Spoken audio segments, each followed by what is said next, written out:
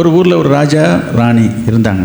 அந்த அரண்மனைக்கு ஒரு மீனவன் ஒருவன் ஒரு விசித்திரமான ஒரு மீனை எடுத்துக்கொண்டு வந்து ராஜாவிடத்தில் வந்து சொன்னான், ஐயா, இது ஒரு அதிசயமான மீன், இந்த மீனை வாங்கறதுக்கு உங்களை தவிர வேற யாருக்கும் தகுதியே இல்லை. சரிப்பா அப்படின்னு வாங்கிட்டாரு. வாங்கிட்டு அவன்கிட்ட 5000 பொற்காசுகள் கொடுத்தார். பக்கத்தில் உட்கார்ந்து இந்த ராணி அம்மா சொன்னாங்க, ஏன்னா ஒரு கேவலம் ஒரு மீன், அதுக்கு போய் 5000 தூக்கி கொடுக்குற என்ன மனுஷன், அதை வாங்குங்க, மீனை வேணா ஒண்ணு வேணா அதை வாங்குங்கன்றாரு. ராஜா வந்து நல்ல மனுஷங்க, அவர் சொல்றாரு இது நல்லது இல்லை, அதனால நான் வாங்க மாட்டேன்னு ராஜா சொல்றாரு. அதுக்கு விடவே இல்லை. என்ன சொல்லுது, அவனை திரும்ப கூப்பிடுங்க, இந்த மீன் ஆண் மீனா பெண் மீனான்னு கேட்போம். இவன் ஆண் மீன் சொன்னாங்கன்னா எனக்கு பெண் மீன் தான் வேணும்னு சொல்லி தள்ளி விட்டுருவோம். இவன் ஒருவேளை பெண் மீன் சொன்னான்னா ஆண் மீன் தான் வேணும்னு சொல்லி எப்படியாவது அவன்கிட்ட திருப்பி கொடுத்துடலான்ற தந்திரத்துல இந்த ராணி உத்தரவு போடவும் ராஜாவும் அந்த போனவனை திரும்ப கூப்பிட்டாங்க. கூப்பிட்டு, என்னப்பா இது வந்து ஆண் மீனா பெண் மீனான்னு இந்த ராணி அம்மா கேட்கறாங்க. அவன் ரொம்ப ஒரு புத்திசாலி பாருங்க,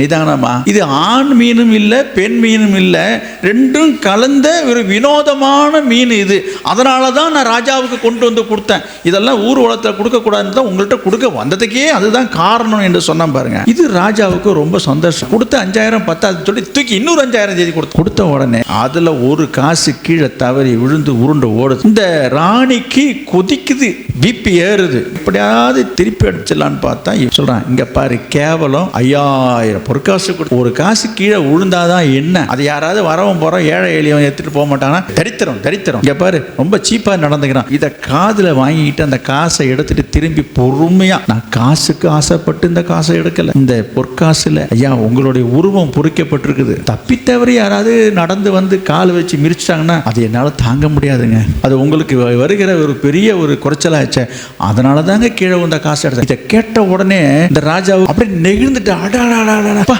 நம்ம மேல விட இந்த இன்னொரு 5000 தூக்கி இன்னொரு 5000 கொடுத்தாம பாருங்க. இந்த ராணி என்ன பண்ணாங்க இப்ப புரியுதா உங்களுக்கு?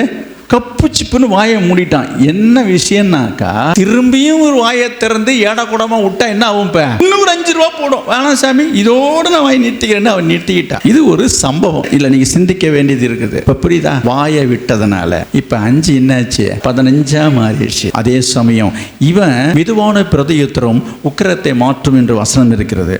அவன் நிதானமாக, அவன் ஞானமாக அவன் பேசினதுனால அவன் பலனை அடைந்தான். அவனவன் தன் தன் வாயின் பலனால் திருப்தி அடைவான். அப்ப என்ன செய்யணும்? வாயை வச்சுட்டு சும்மா இருக்கும். புரியுதா? தேவையில்லாத வார்த்தைகளை விட்டீங்கன்னா ஆஸ்திகளும் ஆசீர்வாதங்களும் போயிடும். அதனால உங்கள் வாழ்க்கையில் நான் சொல்றேன், அவனுடைய ஆசீர்வாதத்தை பெற்றுக்கொண்டு அதை காத்துக்கொள்ளுங்க.